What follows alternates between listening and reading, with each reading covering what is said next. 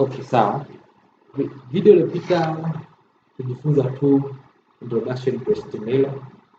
Nikasema kwamba HTML ni hypertext language ambayo inatumia tags kuremba. Nikasema programming language HTML popote pale inapotumika lazima iwe ina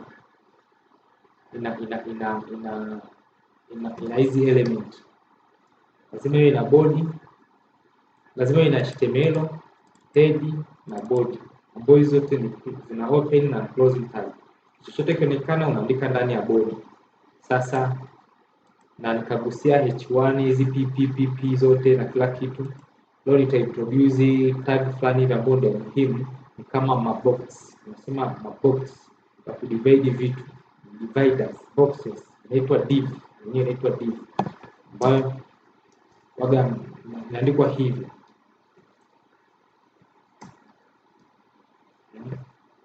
Inaandikwa hivi. Kwa hiyo sasa unakuta unagawanya set yako, mara nyingi inakubidi unatumia hii div kugawanya set yako. Site yoga imegawanyika. Mfano ukiangalia hapa utagundua kuna hii sehemu ya juu hii hivi vitu hapa, alafu kuna hapa hichi kimegawanyika na maandishi hichi kimegawanyika hapa pia kimegawanyika hivi. Yaani kifupi ni kwamba hapa hivi pamegawanyika kwenda mpaka hapa mwisho, alafu akagawa katikati, akagawa na hapa katikati, amegawa mara mbili, alafu moja akaja kugawa mara mbili, na hizi zingine zote pia zimegawana. Sasa unapokuwa na group kitu kama group design hiyo, una divide, tunasema umedivide, umegawanyisha, unatumia tag inaitwa div kwa ajili ya divide.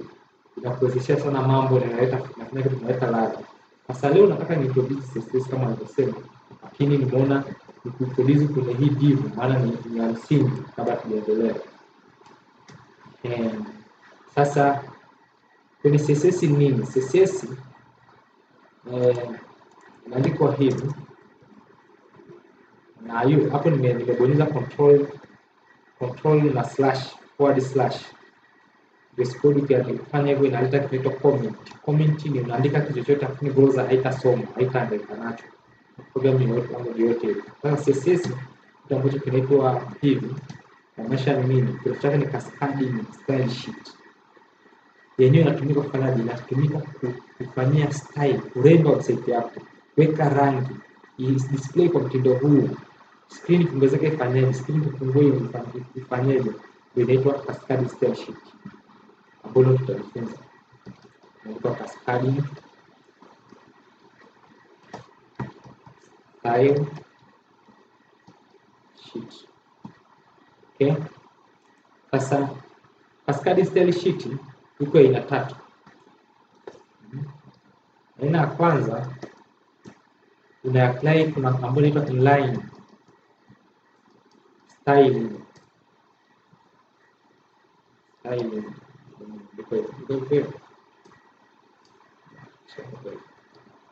Inline styling. Ya pili inaitwa internal styling. Nitakuonyesha sasa hizi nini styling. Kwa nini tunasema styling? Kwa nini inaitwa styling? Una apply style, muonekano, mtindo. Ya tatu inaitwa external styling. Tunaonyesha zote sasa hivi hapa.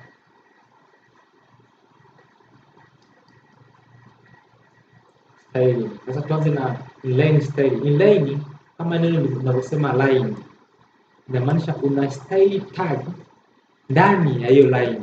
In that line ndio maana inline. Unafanyaje? Sasa uapply style, andika tu style. Andika style. Kwa mfano kubadilisha color, andike color. Kubadilisha rangi kwa ndogo zote, na tunaandika blue. Na kama sikusema HTML haijali unatumia herufi kubwa herufi ndogo, wenyewe inaelewa. Lakini sasa kifasaha na kiprofessional watu wanatumia herufi ndogo. dunia nzima. Kwa ukiandika kwa kubwa wewe utakuwa unachekesha. Hautakuwa unachekesha tena utakapoandika kutokea sana. Sasa hapa nimetumia inline style, nimeandika style color, nikaweka semicolon viwili hapa kama unaona, alafu mbele yake andika blue. Sasa hapa mimi nimeandika tu blue. Hii rangi imeletwa yenyewe na VS Code. Ndio maana tunapenda sana hizi.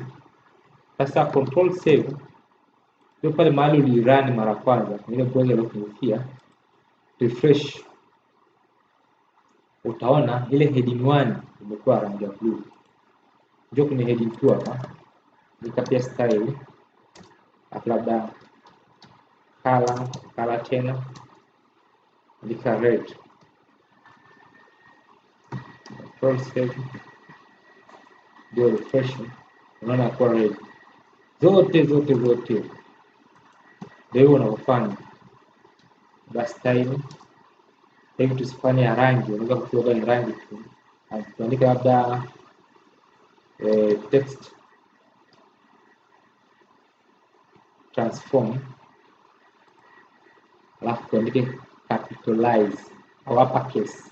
Uppercase imesha zote ziwe kwa herufi kubwa. Control save. Hiyo refresh. Utaona zimekuwa kwa herufi kubwa zote. Hapa ni herufi ndogo inaonekana ndani ya code zako, lakini kwenye browser inaonekana kwa herufi kubwa. Kwa nini? Kwa sababu tumefanyia style. Sawa? Inaonekana kwa herufi kubwa. Tumefanyia style. Kwa pamoja bila shaka. Na style nyingine nyingi. Ambapo tukifanya kwa project tukutwa utaelewa. Sasa hapo ni inline, sawa? Hizi H4 na H5 na hizi P tufanye kitu kinaitwa internal styling. Bodi namba 2. Internal nini? Internal styling ni kwamba una define style za document nzima, za file nzima, lakini sio ndani ya mstari. Nje ya mstari, na mara nyingi watu wanafanya ndani ya head pale juu. Unaandika tags zako zinaitwa style. Hii ni opening tag, hii ni opening tag, hii ni closing tag. Ndani yake hapo tumesema tuta style H4 na H5 kutumia internal. So hapa andika H1, utakueleza hichi kitu. Basi mrefu andika tuseme H4, alafu ongeza kale bracket, bonyeza enter ili iwe namna hiyo. Andika sasa color. Chagua rangi yote inayojitokeza hapa, au andika hata maroon, rangi yote unayojua wewe. Uandike tu kwa jina la Kiingereza, course kwa lugha ya mother tongue, no. Bonyeza control save, ndio refresh. Utaona H4 imekuwa maroon. Sasa hapa nini? Hapa tumedefine kwamba hapa ndani yake tunaandika styles za hizi tags, za hizi elements huko chini. Hii style. Alafu hii H4 inaitwa selector. Unaona? Hii inaitwa selector. Kwamba tunachagua tag fulani, tunachagua element fulani kwenye document E4. Alafu unaweka curly bracket, nafunga na kufungua. Ndani ya curly bracket unaandika attribute, kwamba unataka ubadilishe nini. Kwa mfano wetu hapa tunabadilisha rangi. Sawa? Alafu mbele ya attribute unaweka colon, alafu mbele yake unaandika value kama set. Okay. For instance hapa tumeweka maroon. Sawa? Alafu unafunga kwa semicolon. Sasa hii ni rahisi kuliko huku kwa sababu hapa unabonyeza pivot chini yake una apply attribute nyingine. Mfano pale tuandika text transform, tuandika text decoration. Na hii ni mifano. Ni suggestion inakuletea kabisa VS Code. Unataka udecorate nini? Hapa tunataka tuchukue text decoration, tuandike labda underline. Nataka hiyo sentence ipigwe mstari. Control save. Kwa na nani refresh, utakuona heading 4 imepigwa mstari. Naona hizi tunaanza kwa vitamu. Unaweza ukafanya nini? Kuna hiyo fanya mostly ndio vitu vichache hivyo, labda tuandike nini kala na nini ya mostly ni hivyo kwa kwanza, sio kushauri kufanya kwa project ndio tunaanza tunazidi kwa kufanya. Kwa hiyo ukitaka ku apply styling kwenye tag nyingine, let's say sasa ile h5 ambayo tuliacha au ep, sawa, hii paragraph unakuja kuandika p vile vile, alafu chagua kitu chochote unachotaka kubadilisha. Mfano na text decoration tena sasa tuandike sdote control save kama refresh paragraph iko doted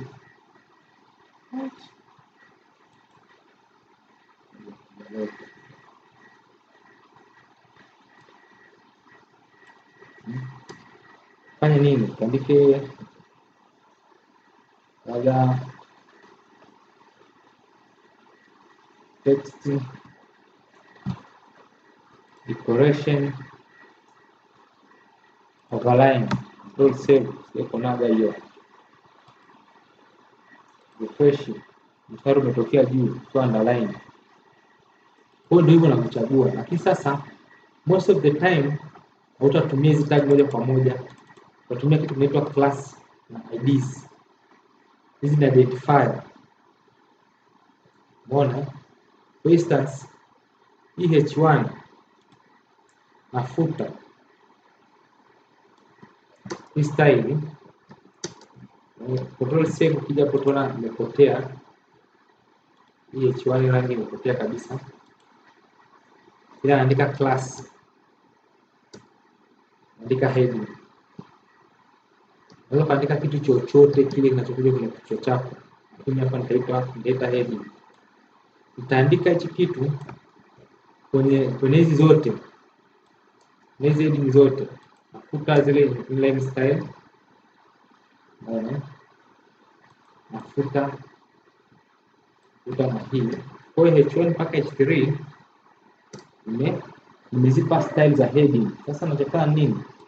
Nikija hapa kwenye hii inline style, naandika ile class ya heading. Umeona hii hapa, hii naandika, alafu nazistyle labda zote. Sasa nataka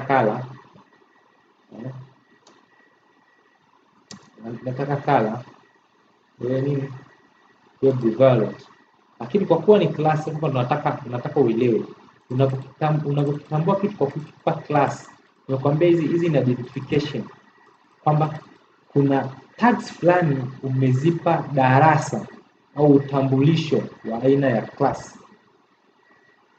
Unaona, kwa pamoja ID unaweza kuzipa element zaidi ya moja, tag zaidi ya moja. Unapofanya hivyo, unakuja kwenye CSS, unataka kustyle, unaweka dot afu unaandika ile neno heading hiyo class uliyoipa. Kwa ukija hapa unaona nakwambia element class heading, kwamba kuna element fulani ambapo kwa in our case pale ni zile h, alafu nimezipa class za heading. Sawa, zote sasa umezipa attribute ya color, umezipa value ya nini, ya blue violet. Control save, control S, njoo hapa refresh, utagundua heading 1, heading 2 and heading 3, na hapa naandika hivyo, alafu andika then zote zimekuwa nini, zote zimekuwa hivyo. Sawa, kuna nyingine inaitwa ID, tutatumia huko mbele, sio kwa sasa. Lakini style ya tatu ya kufanya style inaitwa external. External nini? Kwamba una style hili file yote kwenye file lingine la HTML. Sasa unafanyaje?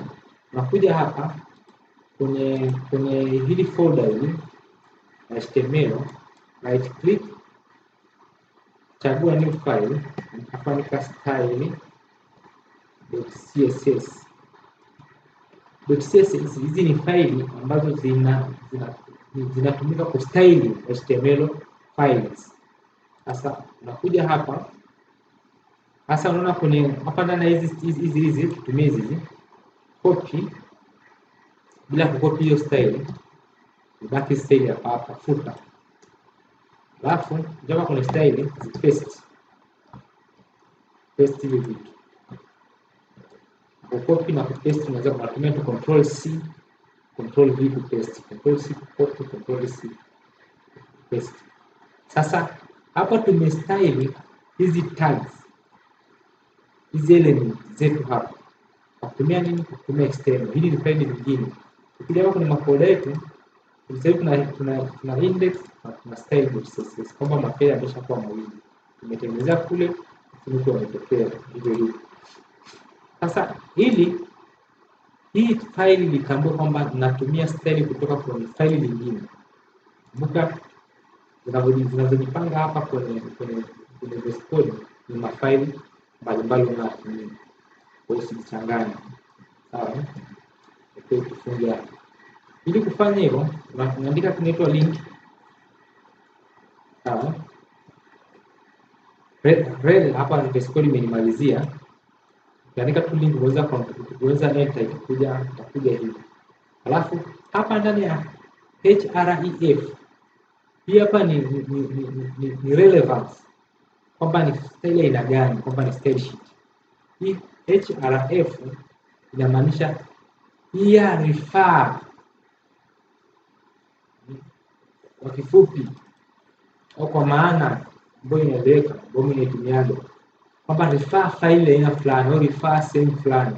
Sasa hapa ndo unaandika hii style sheet, unarefer katika style. Utaona dashboard imeshakusaidia kumaliza hapa style.css. Hapo ndani unaandika nini? Style.css. VS Code itajua okay, so VS Code hili file la HTML utagundua okay, styling za hizi element au za hiyo website zinatoka kwenye file nyingine ambayo inaitwa style.css na location iko sehemu fulani. Okay?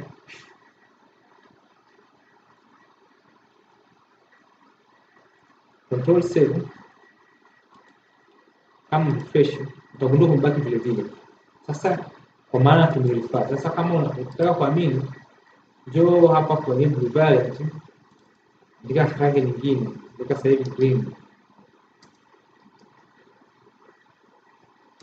Utagundua zile element zote zile tuzipa za class za heading